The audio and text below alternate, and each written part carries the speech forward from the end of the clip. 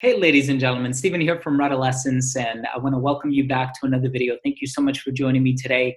And I do want to let you know that in today's video, I have the pleasure of interviewing BDK founder David Benedek, and he is tuning in virtually via a Zoom chat. And I also want to let you know, prior to the interview, I like to consider it more of an informal chat.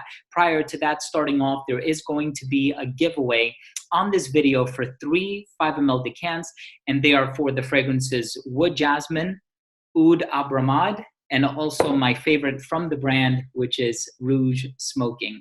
And all you have to do is just leave a comment down below and let me know which of the fragrances from the BDK line are you the most interested in checking out. I'm going to leave a link to where you can read up the descriptions and the notes on luckyscent.com. This video is not sponsored by Lucky Scent, but it is being shot in partnership or in collaboration with Lucky Scent. If you do use the code LuckySteven at checkout with the purchase of any BDK product, you will get a free surprise 10 ml atomizer of a random fragrance from the brand, and you will also get free ground shipping within the US. I really hope that you discover more about this brand. This is such a fantastic brand. It is nothing short of an honor and a pleasure for me to be joined by David Benedek of BDK in today's video. And I want to thank you so much for tuning in. And without further ado, let's go ahead and start the chat.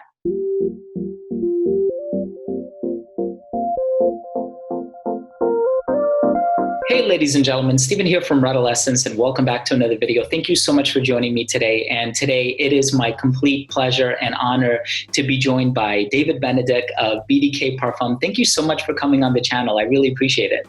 Thank you so much for having me. No, of course, the pleasure is all mine. And today I have the honor of discussing some fragrances from BDK, of course, with the brand owner, creative director, everything. You are the vision, you have envisioned this project and you have brought it to life. And so thank you so much for what you're doing. And thank you for taking a little bit of your time to answer some of my questions, but also to have this sort of informal chat on my channel. So one of the things that I wanted to ask you in regards to the company BDK, and I have a lot of fragrances here, of course, in front of me. My favorite, which is a fragrance that I've covered on my channel a couple of times already that I'm sure my subscribers are already familiar with, is Rouge Smoking. And I cannot get enough of this. The sweetness, the cherry, the vanilla, just everything about it is so decadent and so alluring. And so we're going to be talking a little bit about that throughout the course of this chat. But I suppose the first thing that I want to ask you, David, is one of the things that I truly love about you specifically and your fragrant endeavor is your entrepreneurial spirit, despite being such a young age. And so what was it that made you decide that you wanted to start the brand? What was the catalyst? You know, actually, it's all about my passion since I'm very young, because, you know, I came from a family background where my grandparents came from Romania in the 50s in Paris. And actually, they opened their perfumery shop in Paris in 1959. And so then my parents, my mother and my father, they took the shop and they started to build a real perfumery shop in Paris. So I really grew up in the perfume industry. And whereas being in the distribution part, I was really into creating perfume since I was very young. Actually, perfume was part of my passion. And I started to develop my culture of perfume when I was very young with my grandmother. So actually, after my master degree at the French Institute of Fashion, I really decided to create my own maison de parfum, because for me, this is really what I wanted to do about my life, because for me, that was the industry where I was really comfortable with, and this was the industry in which I could express myself, really. And this was really important to me. That's amazing. And I see that there's an overlap with a lot of the people I speak about. Usually it's their parents who inspired them or their grandparents who inspired them to, sort of branch out into this industry. And I think you've done truly a phenomenal job here, because I can see how your expertise was utilized in creating these fragrances. So thank you so much for answering that question. So it's something that you've been into for a very long time. Yeah, I was into it since I was 12 or 13 years old. So I was really a child, and this passion never came out of my heart. You know, this passion actually grew up years by years. You know, until now. And now I'm really passionate about what I'm doing. I'm really happy to get up in the morning and going to the office to create new fragrances. I feel living a dream, and at the same time, I understand. I try to understand what people want nowadays. I think the perfume industry has evolved a lot for the last 15 years, and I think that now people want something like very qualitative, and at the same time, very different from what we can see on the market. But people have to understand the creation itself. It's hard for me to. I know. I wanted to say more that it's easier for me to create something that people will understand. If a fragrance is too abstract, it can be interesting, but people wouldn't dare to wear it. Actually, you know what I mean? I completely understand what you mean. It's one of these things where fragrance is so subjective, and what's going to resonate with a lot of people. And I think you've curated some amazing fragrances with a lot of variety. And I think the problem, as you said, is sometimes when you push the envelope a little bit too far, you're not sure if it's going to resonate with people. You're not sure if they're going to latch onto it immediately. I truly respect brands that have this approach of perfumery. But at Bdk, my goal is just to find the right balance between singularity and making the people understand what I'm doing. Actually, Absolutely. I don't know if my English is not perfect. Well, you've definitely carried that out to execution quite flawlessly. So I applaud you for that. So thank you so much. So I know you're inspired by the Palais Royal in Paris, and I've actually had the pleasure of visiting Paris back in February. I wish I stayed a little bit longer because it's such a beautiful city, and I love the country of France. Thank you. And I know you grew up there, so you're quite familiar with it, and the fragrances are more or less inspired by it.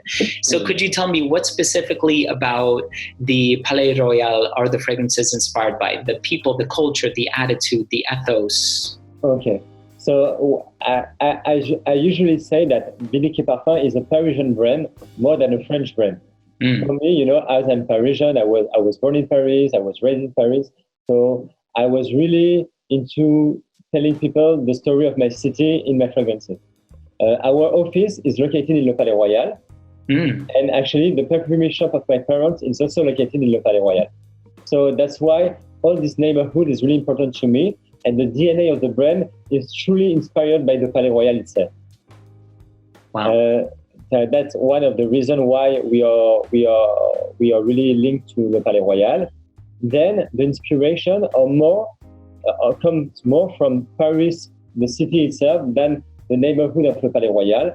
Because as you know, in Paris we have so many different neighborhoods, so many different so many different districts, different to each other. So sometimes I'm more inspired by Pigalle, or I would be inspired by Le Palais Royal, or maybe by the river. So it's all about Paris. And that's why I created La Collection Parisienne, which is really related to Paris. Wow, that's amazing. When I think of fragrances, I usually connect them with an experience that I've had in the past. Fragrances is a beautiful way of commemorating certain memories and occasions, and, to create something out of the, very district in which you lived and grew up and have shared so many memories with is really commendable, and it's amazing. So thank you for doing that. My pleasure. Actually, for me, when I created Bdk, I didn't want to create a concept just to create a concept. For me, it didn't have a lot of sense to do that. Bdk'S Parfums for me is like a real maison parfum, and I created it in a very authentic way. At Bdk, we are telling story to the people, the story that we experience in the city, story that we experience with the people we love. It's all about this thing. We are really emotional in the story that we're telling, but mainly these are stories that we have experienced. Yes, absolutely. And you can tell that you really poured your heart and soul into it, because you have 13 fragrances. You have worked with so many different perfumers. You have everything from leather to jasmine to just the entire collection. You have curated such incredible variety. And, my wife has her favorites. I have my favorites. We have some that we share. And like I said, which one is the favorite of your wife? I'm going to show it on camera. She's been wearing this one a lot lately. So, Gris Chanel. Okay, yeah. Okay. This is my last release, except the Azure collection. But Gris Chanel, we launched it in December. Yeah. That's amazing. You know, I think it's not masculine or feminine. It's a perfectly unisex fragrance, in my opinion. I love to wear it. She loves to wear it. There's a touch of sweetness underneath everything, but there's this amazing diffusiveness about it where I spray it on and I love the non-linearity. You know, as soon as you feel like you are understanding it, it changes on you. And we love it. We absolutely love it. Actually, Gris Chanel is on the olfactory approach. Gris Chanel is the duality between the sandalwood from India and the Vetiver Bourbon from Madagascar. And I wanted to put in this perfume the creamy side of the sandalwood and the smoky side of the Vetiver. So it's a perfume that has a lot of contrast. And on the top, you have some black tea and some fig, which you feel it in a very soft way, I would say. And for me, Gris Chanel is an elixir of sensuality, you know. It's a very sensual perfume. It's probably why she likes to wear it.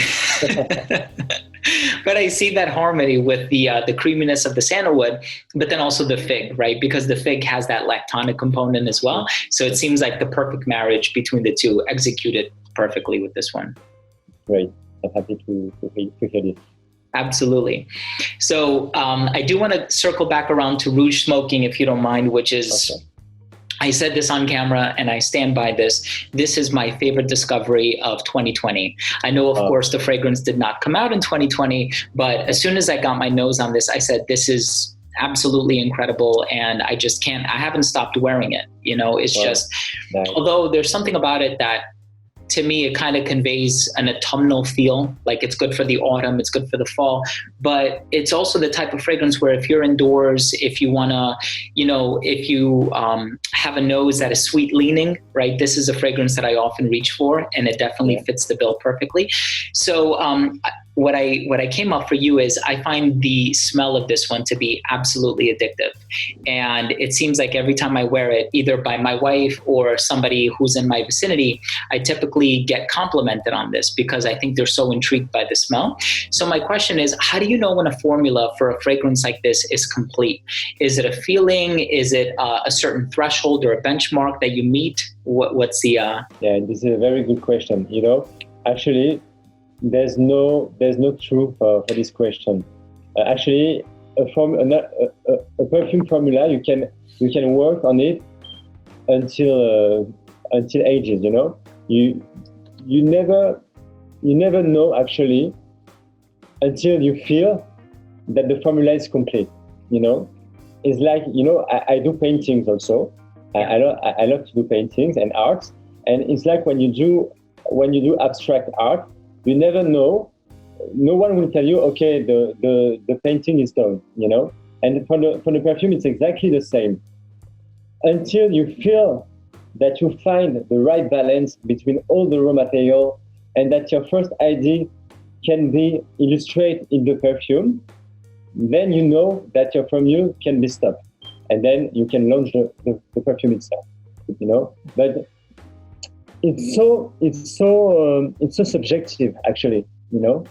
Maybe I would like to stop a formula at a certain point, and if you smell something, you would say, okay, David, let's work on it a little bit more. You know, it's all about your emotions, what you experienced before in your life. All your senses are calling each other, and it's more a general feeling that you have with your creation. A true work of art is never finished. It is only abandoned, right? This is what I think. Because you could be working on it for 3 or 4 lifetimes if that were the case. Yeah, and even, you know, sometimes you begin to work on a formula during like maybe 4 or 5 months, and then you decide to put it on the side, work on another creation, and then you take back your creation that you left after 1 year, and then you go on and you keep working on it, and finally you decide to launch it, right? Sometimes, you know, for example, for Rouge Smoking, that you like. The formula has been stopped very quickly. I think it was the 5th trial that I did. Then I knew that it was the right time to launch it as it was, you know. For example, Richardel, that we just spoke about, it took me 2.5 years to work with the formula. Because at the beginning there was not iris in the formula, there was not tonka beans. Then we decided to add tonka beans and iris. We found that it was a perfect match, and then after 2.5 years, we decided to launch it like that. So it depends so much of the formula on which you're working on. Yeah, everything that you just said really resonates with me. I used to make literary contributions for a fashion magazine. Yeah. And sometimes I would write up these articles and I didn't have any fixed deadlines or anything like that. They would tell me, okay, just try to get it done within the next couple of months or whatever. And so it's interesting, I would write something and then I would take like a week or 2 break and I come back to it and I look at it and I read it and I'm like, how did I miss this? There was an entire thing that I wanted to comment on and I completely overlooked it. Yeah, and that's so true. And I think for the perfume creation, for the creation process of a perfume, it's exactly the same. Yeah. Yeah. And, you know, it's amazing how I know, like you said, your entire life is building up to this moment. All of your experiences, the places you visited, the places you've lived, the people you've met. But I feel like with fragrances, as much as it does align with that, you have a gift. And I really do believe that you have a gift of being able to smell these fragrances and just have this sort of gut feeling, this visceral reaction where you smell it and you're like, it's done. This is it. I want to release this to the market. And I really feel as though you've done such an incredible job with these fragrances. And I know I keep saying it and I'm going to say it until I'm blue in the face, but there's just something to be experienced and explored by everybody here. And I know that no matter who you're talking to, no matter where they live, they're going to smell the fragrances and they're going to be able to find a favorite among the collection, which is now 13 fragrances, right? Yeah. Actually, when I started the brand, I started with 5 fragrances. Okay. 3 of La Collection Matière and 2 of La Collection Parisienne. And finally, the brand had a success in Europe and in the Middle East. And we allowed ourselves to build more creations. And at Bdk, you know, Bdk comes from my family name. My name is David Benedek. So I took the 3 strong letter of my name, Bdk, just to create an encyclopedia of the beautiful perfume.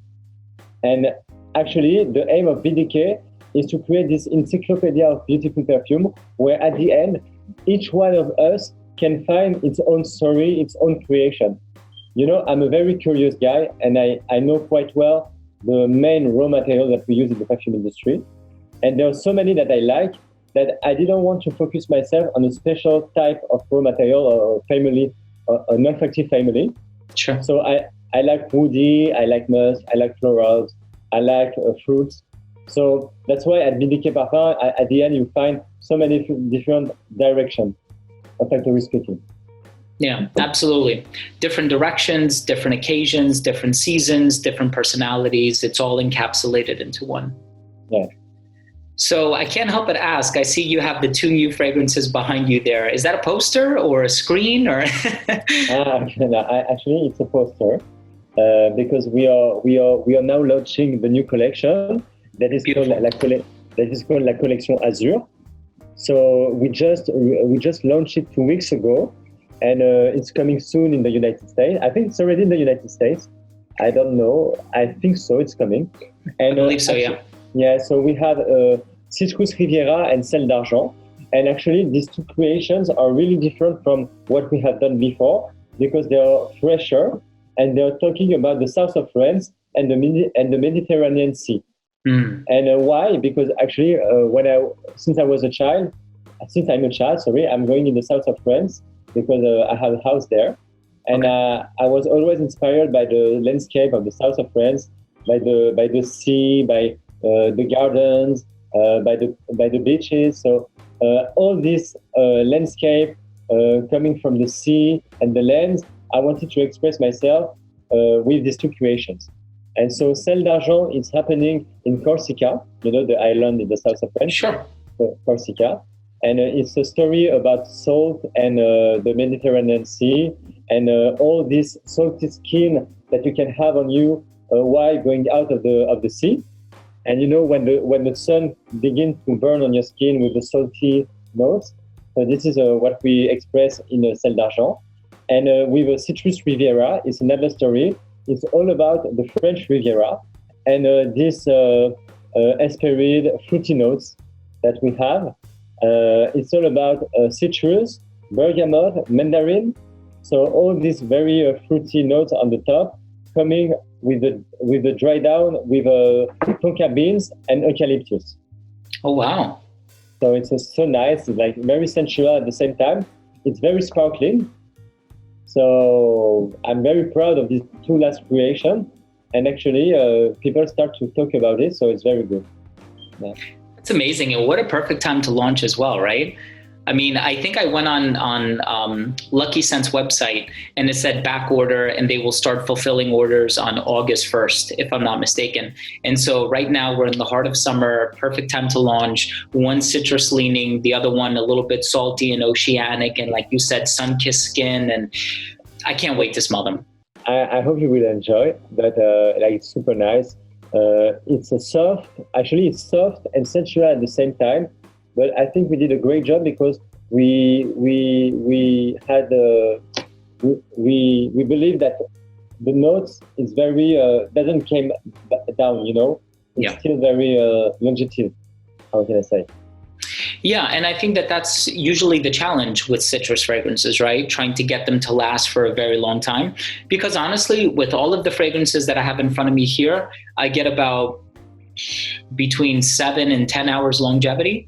And so given the concentration, they're very long-lasting fragrances. And some of them, like you said, even in the case with like Gris Chanel, right?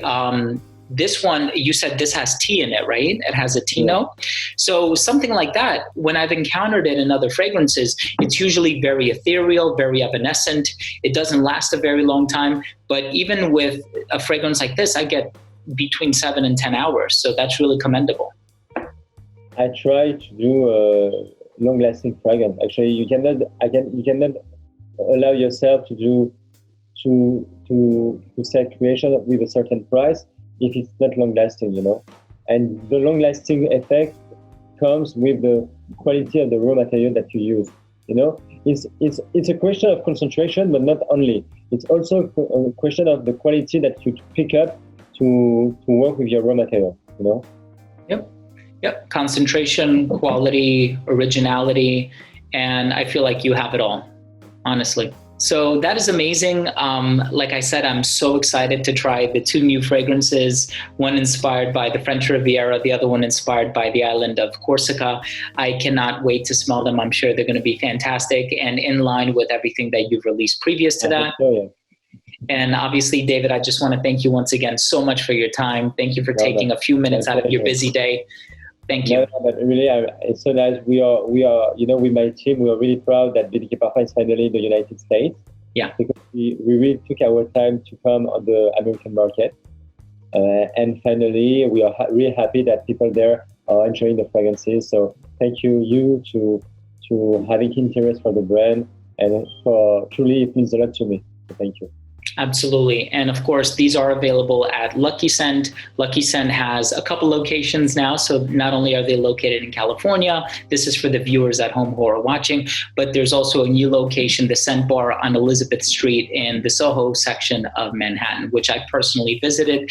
And I love the place. I love the atmosphere, the environment, everything about it. So thank you again so much, David. Thank you for taking a few moments of your time, and thank you for your wonderful creations. And I wish you nothing but the best. Thank you. Same to you. Thank you. All right. I appreciate it. And we'll see everybody in the next episode. Bye. Bye-bye.